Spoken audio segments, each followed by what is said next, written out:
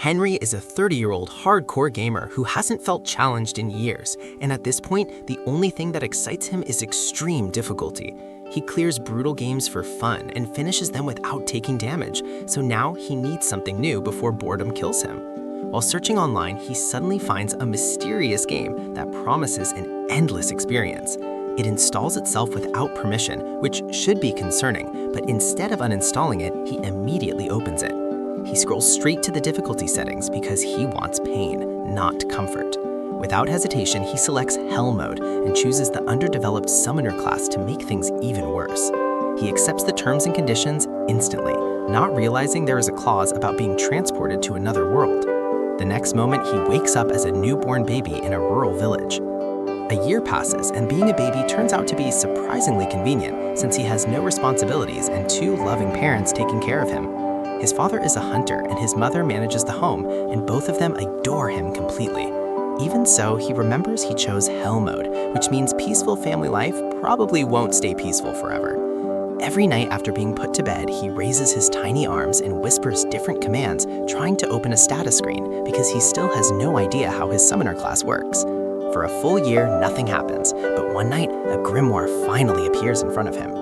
It startles him so badly that he screams, and his parents rush in, forcing him to hide it immediately. After they leave, he opens the book again and finally sees his stats, which are exactly what you would expect from a 1-year-old summoner.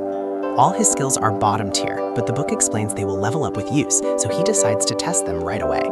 At his current level, he can only summon H-rank insects and beasts, which sounds underwhelming, but it is still a start. The book also contains a message from the god of creation apologizing for the delay in delivering his status because the Summoner class was unfinished and required extra development time. He ignores the apology and focuses on the fact that unfinished systems usually mean exploitable mechanics. When he attempts to summon an insect, he realizes he first needs to create a skill card to activate the ability. After figuring that out on his own, he successfully forms the card, but is interrupted again when his mother checks on him, so he pretends to be asleep. The next morning, once he is alone, he opens the grimoire and summons a grasshopper. A bright flash fills the room, and the creature immediately flies into his face, nearly knocking him over. He quickly understands that even though it is a summon, it still has normal insect intelligence and cannot follow complex commands. However, he notices that summoning it increases his agility and endurance, which is far more important. His celebration ends when his mother walks in, sees the oversized bug, and eliminates it instantly. Over the next few days, he experiments with insect summons before switching to beasts and summoning a mouse instead. The mouse also launches toward his face, but this time he is ready. It provides attack and HP buffs and has a skill called Scurry that activates on command, though it is not very impressive. He discovers that he can store up to 10 summon cards and that their buffs stack, meaning 10 mouse cards increase his stats significantly. This already makes him stronger than any normal child, but leveling up is painfully slow because Hell mode requires 100 times the usual experience.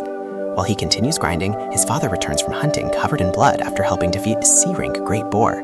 Curious, he asks to see it and is carried to the site where he witnesses the enormous monster and learns that it usually takes around 20 men to defeat one. This gives him a clear understanding of how far he still has to go. After 10 months of relentless grinding, he finally reaches level 2, gaining overall stat increases and the ability to summon G-rank creatures and perform fusion.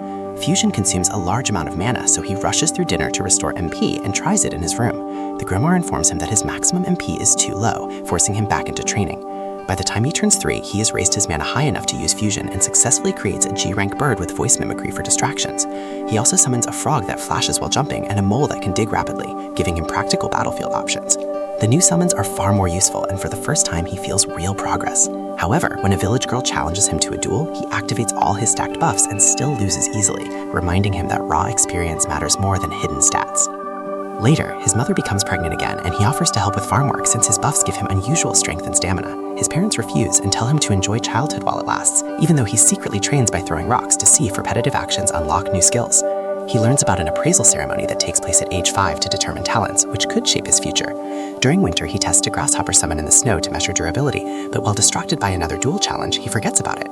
The grasshopper crawls onto his pregnant mother, causing her to fall and go into labor immediately. The villagers assist, and by morning, he has a newborn baby brother. Watching his family grow, he realizes this world is no longer just a game, and he quietly resolves to keep grinding so he can protect them.